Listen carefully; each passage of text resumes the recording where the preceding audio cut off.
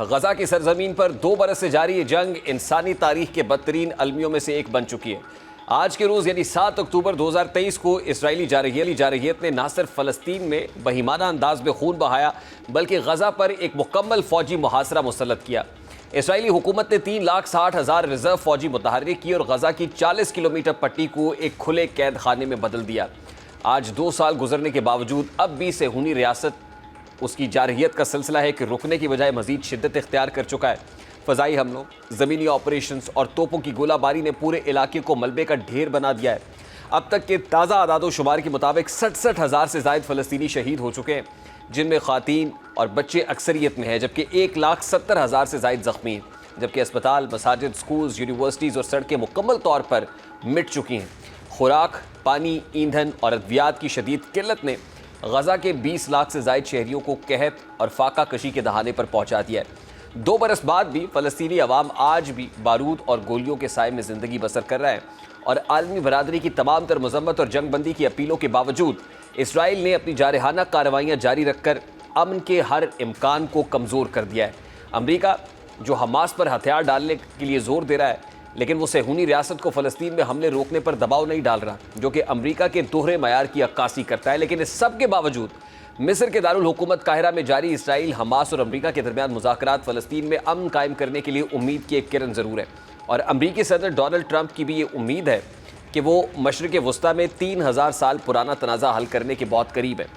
अब मुज़ाकरात के पहले दौर में हमास ने अपनी मौक़िफ़ का वाज़ेह खाका पेश किया है, जिसमें यरग़मालियों की रिहाई और इसराइली अफ़वाज के गजा से मुकम्मल इनख़िला, एक ठोस टाइमलाइन और गजा में बड़े पैमाने पर इंसानी इमदाद की फराहमी के मुतालबात शामिल है। अब देखना यह है कि इन मुज़ाकरात में हमास के भी मुतालबात तस्लीम होते हैं या फिर यकतरफ़ा तौर पर सिर्फ सेहूनी रियासत के हक़ में फ़ैसले किए जाते हैं। गो कि अमरीका फ़लस्तीन और इसराइल के दरमियान सालसी का किरदार अदा कर रहा है, लेकिन इसके दोहरे मयार ने फ़लस्तीनी अवाम का एतमाद मजरूह किया है। वाशिंगटन की ज़बान पर अमन का लफ्ज़ ज़रूर है, लेकिन अमली तौर पर वो इसराइल की अस्करी इमदाद में फ़िलहाल किसी का जो किस्म का इशारा है वो नहीं दे रहा। और बैनुल अक़वामी इमदादी तंजीमें कह रही हैं कि गजा में ज़िंदगी मुकम्मल तौर पर मफलूज हो चुकी है, जबकि अक़वाम मुत्तहिदा के मुताबिक फ़लस्तीन में 80% आबादी बेघर हो चुकी है, बच्चों में ग़िज़ाई किल्लत ख़तरनाक हद तक बढ़ चुकी है और वहाँ मुख्तलिफ़ किस्म के अमराज फैलने लगे हैं। ये सब कुछ उस वक्त हो रहा है जब आलमी ताकतें सियासी मफादात के जाल में उलझी हुई हैं।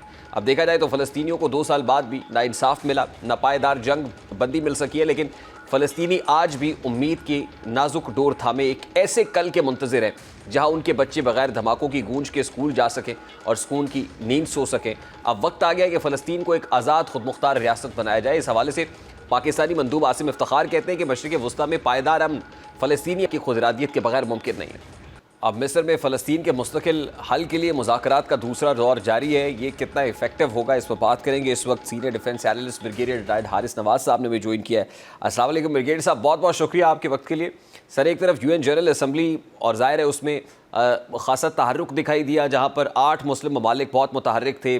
प्रेसिडेंट ट्रंप से मुलाकात होती है, 21 पॉइंट जो एजेंडा है वो सामने आता है, लेकिन उस पर कंसेंसस अभी डेवलप नहीं होता कि अब मिस्र के अंदर, पहले कतर में हमने देखा, अब मिस्र के अंदर मुज़ाकरात का दूसरा दौर हो रहा है। How do you see this के इस सब के बावजूद जब UN जनरल असम्बली जैसा जो फोरम है वो इनफेक्टिव साबित हुआ, मिस्र के मुज़ाकरात से कोई कंक्लूजन निकाला जा सकेगा?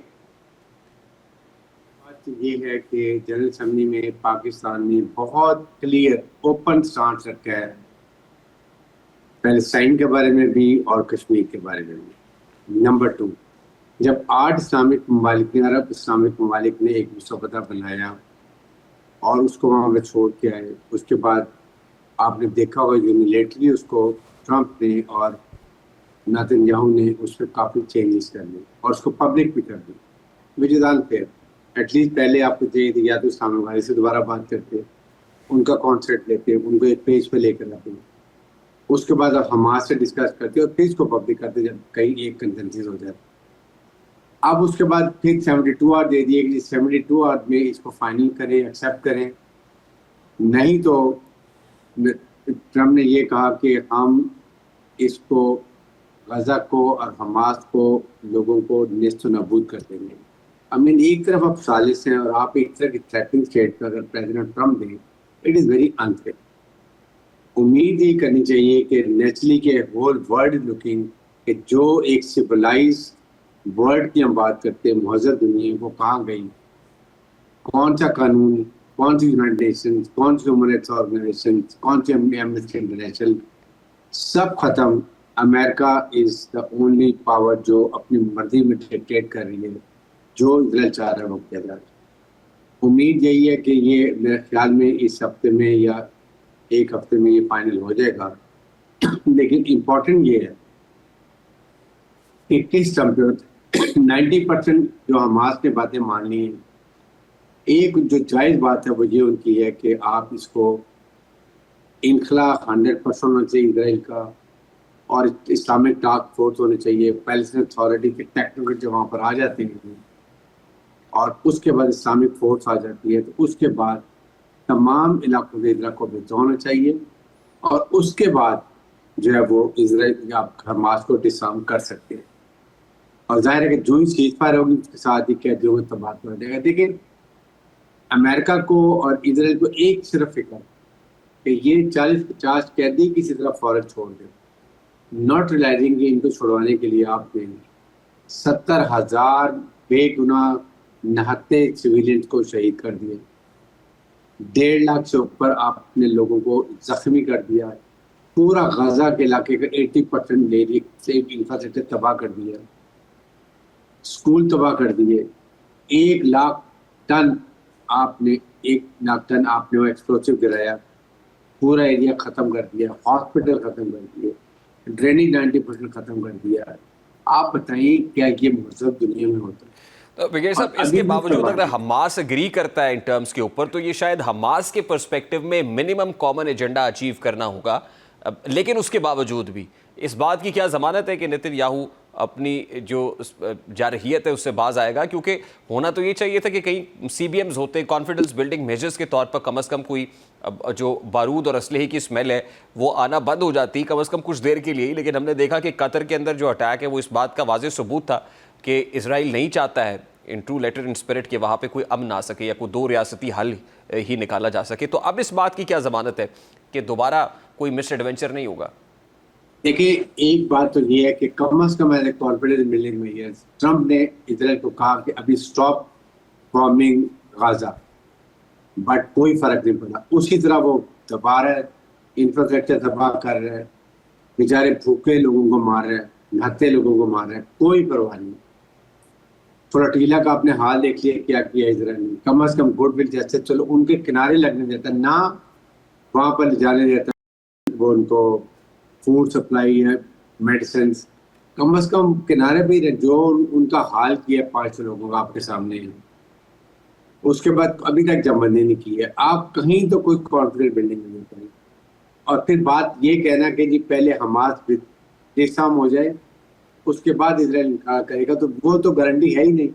उसके बाद तो ये बिल्कुल तबाह कर देगा इसराइल, और गाजा के लोगों को पुश करेगा, चाहे वो जॉर्डन में जाएं, इजिप्ट में जाएं, कहीं जाएं, ताकि पूरा कब्जा हो जाए। इसलिए पहले cease fire, immediate return of prisoners, third है कि वहाँ पर इस्लामिक जो टास्क फोर्स वो आए, फिर पैलेस्टाइन अथॉरिटी अपना कंट्रोल संभाले, उसके बाद आपको आप कह सकते हैं कि जब इधर इनकला हो जाता है, अब वहाँ पर आपने मुसाद को डिसआर्म कर ले, और उसके बाद भी फिर इट टेक सम टाइम, काफ़ी टाइम लगेगा जब पहले की अपनी फौज हो, जो हर मुल्क की होनी चाहिए जब इंडिपेंडेंट स्टेट बनती है। ये रिक्वायरमेंट्स हैं। लेकिन एक आउटराइटली एक मुल्क कितनी सुपर पावर किसी को सपोर्ट कर रहा है, तो उससे आप देख लें। और ये indifferent attitude of Islamic Arab world, उसके बाद भी देख लें, सवाए पाकिस्तान की जो आवाज़ उठाई है, इतनी खुल के उठाई है, इसने आवाज़ इतनी उठाई है। नहीं, लेकिन ब्रिगेडियर साहब, अरब इस आवाज़ वक्त पाकिस्तान का क्या रोल है? क्योंकि नुक्ताचीनी तो हो रही है from with in the country भी। जाहिर है जब जिस वक्त इसहाक डार साहब ने स्पीच की तो उस वक्त अपोजिशन भी बहुत सारे सवालात उठा रही थी कि ये क्यों हुआ और किस तरीके से ये सिंगल हैंडेडली और वन साइडेड एक का जो 21 पॉइंट चार्टर है वो सामने आ गया, और उसके बाद अब ये मानी खेज खामोशी किस बात की? लेकिन पाकिस्तान ने फॉरेन मिनिस्टर ने बड़ी खुल के बात की है, बहुत क्रिटिसाइज भी की है, और ये भी कहा कि ये जो हमारे पॉइंट थे उनमें काफ़ी चेंजेस हो गई हैं। उसके बाद कतर ने भी बात की, एक आध और ममालिक ने बात की, but then nobody pushed about it. इसलिए कि आपने जो यूनिटी दिखानी थी दोहा के बॉम्बिंग के बाद, वो आपने नहीं दिखाई। आपने वहां पर एक जो आम रवायती एक तशवीश का इजहार कर दिया। अगर वहां पर आप कोई सॉलिड रेजोल्यूशन लाते और कोई इसराइल के ऊपर कोई इकोनॉमिक सैंक्शन लगा देते कि हम इससे कारोबार नहीं करेंगे, हम इसराइल की कमर्शियल फ्लाइट को अरब इलाके के ऊपर से नहीं जाने देंगे, हम इब्राहिम अकॉर्ड के जो हमने अकॉर्ड किया उस पर हम सस्पेंशन करें सफारती ताल्लुकात के, तो इसराइल को असर नहीं होता। आपने तो कुछ भी नहीं किया। तो जो उनको डर था वो खत्म हो गया। इस्लामी वाले तो कुछ भी नहीं है, दे नॉट पुश्ड। वो जहाँ जो हम मर्जी कर रहे हैं, अपनी मर्जी कर रहे हैं, करते रहेंगे, करते जा रहे हैं। तो इसलिए मैं ये कहता हूँ कि आपने वो मौका खो दिया। That was the point two show unity 57 मुल्कों को। अगर वहां पर आपको यूनिटी दिखा देते तो आज ये दिन ना देखना था और जंग बंदी भी होगी होती। अगर ये वार्निंग ये होती कि हम 7 दिन दे रहे हैं इसराइल को बॉम्बिंग रोकने के लिए, सीजफायर के लिए, अदरवाइज हम ये 3-4 मेजर स्टॉप जो डूएबल थे, जिसके लिए आपने किसी यूनाइटेड नेशन से परमिशन नहीं लेनी थी, आपने खुद कर लेना, वो कर लेते, वो भी नहीं आपने किया। तो no they not pushed about it. और अभी भी आप देखने रॉबर्ट खामोश है, इसलिए कि अमेरिका का वहाँ पूरा कंट्रोल है।